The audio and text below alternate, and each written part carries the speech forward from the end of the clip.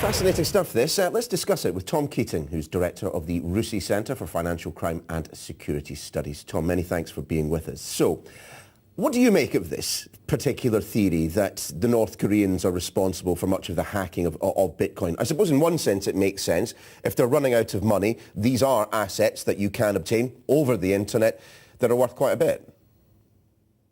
Yeah, it does, although we've seen some tremendous drops in the value of, for example, Bitcoin when there have been hacks previously. So there is, of course, a risk that by hacking and getting hold of this Bitcoin, you're actually going to create a crash, the burst in the bubble that people are expecting. So there's a flaw in the logic here, I think, notwithstanding the fact that North Korea is very effective in cyberspace at hacking, and indeed, as your reporter was saying, is suffering from sanctions.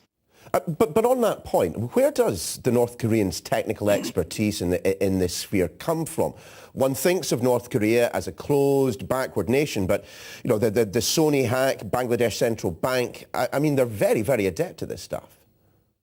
Yeah, and if you look at countries in the past like South Africa that suffered from sanctions, you know, if you can't get stuff from outside your country yourself, you learn to do it yourself. I've had the opportunity to visit North Korea, and yes, of course, it's a very poor country, but they've had to produce all this technology themselves. So they've bought some of the know-how they've needed, but you become pretty self-sufficient when the rest of the world won't deal with you.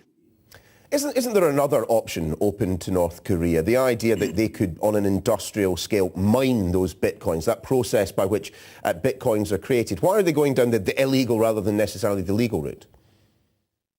Well, you've got to do a lot of mining to earn millions of dollars worth of Bitcoin. You need a lot of energy to do it. You need a lot of computing power. So frankly, from a sort of cyber perspective, it's easier to go in through the front door of the bank and steal the money than it is to try and earn the money legitimately. But yes, there are talk of them perhaps mining as well.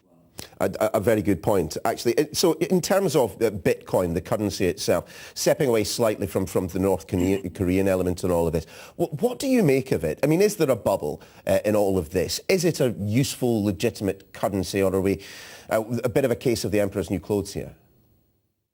So I used to work in investment banking. I remember the dot-com bubble in the late 90s and early 2000s. And when you start hearing the man in the street saying that they're buying into dot-com stocks, you realize that we're getting to the end of the road. And I have to say, when you hear so many people now talking about buying Bitcoin and others, you've got to feel that at some point the wheels are going to come off this market. That being said, there are a relatively finite number of Bitcoins around. And at the moment, demand is outstripping supply. And when that happens, the price only goes one way, and that's up. Tom, very, very briefly, if you can, what happens if the bubble bursts? Yeah, a lot of people are going to get their fingers burnt. I just hope they know what they're doing. As Warren Buffett said, when the tide goes out, you see who's not wearing swimming trunks. That's what we'll discover. Indeed. Tom Keating from RUSI, thanks very much for being with us. My pleasure.